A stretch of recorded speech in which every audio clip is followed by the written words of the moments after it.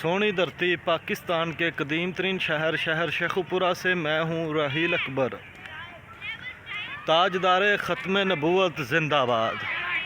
ज़मीन फट सकती है, आसमान रेज़ा रेज़ा हो सकता है, क़यामत बर्पा हो सकती है। नबी पाक साहब औलाद सल्लल्लाहु अलैहि वसल्लम के बाद कोई नबी नहीं आ सकता। चीफ़ जस्टिस ऑफ पाकिस्तान जनाब काजी फ़ाइज़ ईसा साहब ने रिमार्क्स दिए हैं कि आईने पाकिस्तान के मुताबिक पाकिस्तान में रहने वाले तमाम इंसानों को उनकी इबादत गाहों की और उनको आज़ादी है। जी जस्टिस साहब, मैं मानता हूँ अहले क्रिश्चियन भी इस पाकिस्तान का हिस्सा हैं और इस पाकिस्तान में बसते हैं। आईने पाकिस्तान के लिहाज से उनको भी आज़ादी है। हमने उनकी इबादत गाहों के लिए उनको चर्च दिए हुए हैं। अहले हिंदू भी कुछ तबका रहते हैं और हमने उनको भी मंदिर दिए हुए हैं उनकी इबादत गाहों के लिए, क्योंकि वो अक़लियत ख़ुद को तस्लीम करते हैं, वो ख़ुद को मुसलमान तस्लीम नहीं करते। और जस्टिस साहब जो कादियानी हैं वो मुर्तद हैं, वो ख़ुद को मुसलमान भी तस्लीम करते हैं, ख़ुद को मुसलमान भी कहते हैं और नबी पाक साहब औलाद सल्लल्लाहु अलैहि वसल्लम को आखिरी नबी नहीं मानते। और जस्टिस साहब वो मुर्तद हैं। अगर आपने अपने रिमार्क्स कादियानियों के हक़ में दिए हैं तो आपकी शख्सियत, आपका ओहदा सब मेरे जूते की नोक पर है। और अगर आपने रिमार्क्स ये दिए हैं कि कादियानियों को पाकिस्तान में रहने की आज़ादी है, वो पाकिस्तान में अपनी इबादत कर सकते हैं मगर अक़लियत की हैसियत से, तो जस्टिस साहब आपका ओहदा और आपकी शख्सियत की मैं कदर करता हूँ। और अगर आपने रिमार्क्स ये दिए हैं कि कादियानी इस मुल्क में रहते हुए नबी पाक साहब औलाद सल्लल्लाहु अलैहि वसल्लम को भी ना तस्लीम करें और अपनी इबादत गाहें भी बना सकें और ख़ुद को मुसलमान भी कह सकें, तो जस्टिस साहब आपकी शख्सियत, आपका ओहदा और आपकी हर चीज़ मेरे जूते की नोक पर है।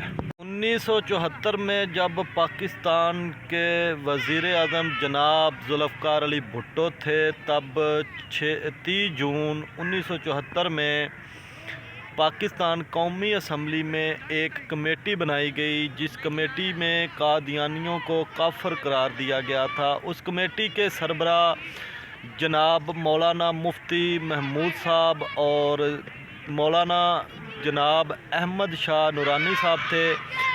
आपने 6 बिल पेश किए और 6 बिल में ये कहा गया था कि पाकिस्तान के आइन के मुताबिक जो नबी पाक साहब औलाद सल्लल्लाहु अलैहि वसल्लम को आखिरी नबी नहीं मानता, वो मुर्तद है, वो काफिर है, वो गैर मुस्लिम है, उसको पाकिस्तान में रहने की हैसियत सिर्फ़ अक़लियत में है।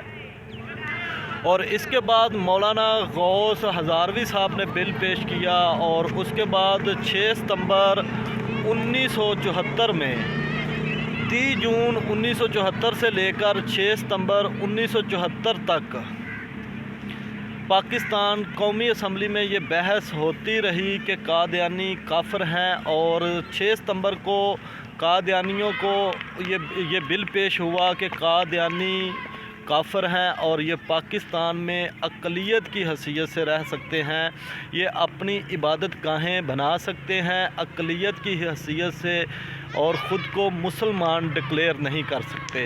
और जस्टिस साहब अगर कादियानी ख़ुद को मुसलमान भी डिक्लेयर करें और नबी पाक साहब औलाद सल्लल्लाहु अलैहि वसल्लम की ज़ात को भी तस्लीम ना करें तो ये मुर्तद हैं। और अगर आपके रिमार्क्स ये हैं कि कादियानी अक़लियत की हैसियत से पाकिस्तान में रहते हुए अपनी इबादत गाह बना सकते हैं, अपनी इबादत कर सकते हैं, तो फिर ठीक है।